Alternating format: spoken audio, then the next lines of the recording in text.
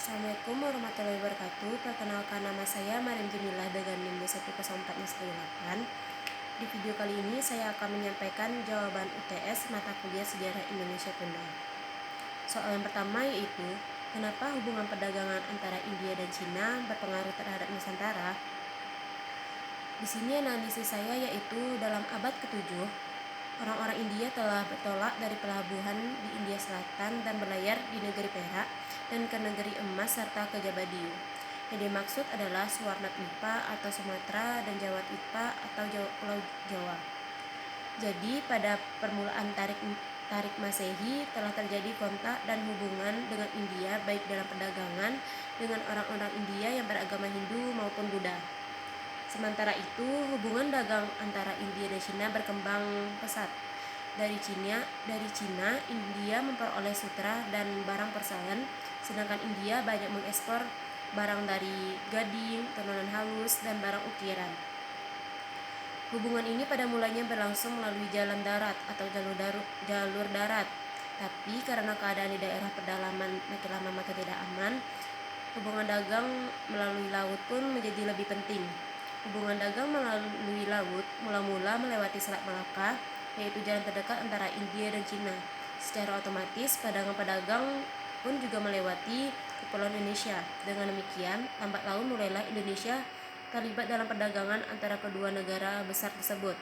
Makin ramai perdagangan India dan Cina, makin banyak pula pedagang India yang berkunjung ke Indonesia, apalagi setelah mereka tahu bahwa Indonesia juga menghasilkan barang-barang yang penting seperti rempah-rempah, kayu cendana, emas, dan perak. Dan di daerah sepanjang Selat Malaka mulailah timbul pusat perdagangan. Soal yang kedua yaitu, jika saudara yang menjadi Siddhartha Gautama, seorang putra mahkota kerajaan Magadha, apa yang akan saudara lakukan saat melihat rakyat berada dalam kemiskinan? Di sini sedikit saya jelaskan tentang Siddhartha Gautama.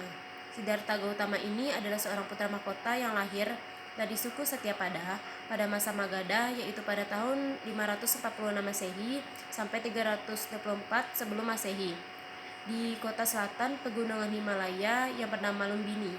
Jadi Siddhartha ini hidup dalam kebahagiaan duniawi yang sangat didambakan oleh banyak orang, seperti harta yang berlimpah, kekuasaan yang tinggi, istri yang cantik, dan segala kemewahan duniawi lainnya.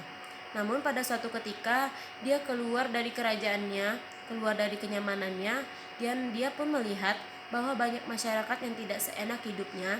Dia melihat kakek dan nenek yang berjalan dibantu dengan tongkat, orang yang sakit, orang meninggal, dan dikremasi. Lalu dia berpikir kehidupan itu tidak seenak yang selama ini dia alami. Dia pun melakukan semedi untuk mendapatkan pencerahan.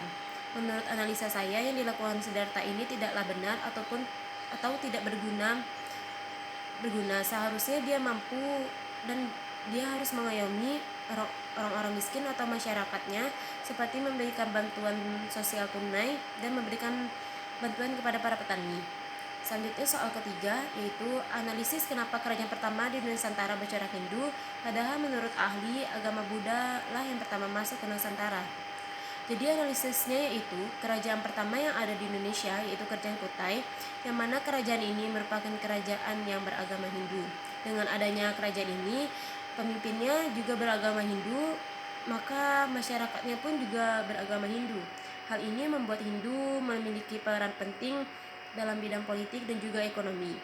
Bedanya dengan Buddha baru ada setelah beberapa kerajaan Hindu hancur. Dan itulah alasan kenapa kerajaan pertama bercorak Hindu. Soal yang terakhir yaitu, ada banyak faktor yang menjadikan kerajaan Sriwijaya menjadi kerajaan besar yang sangat berpengaruh di zamannya.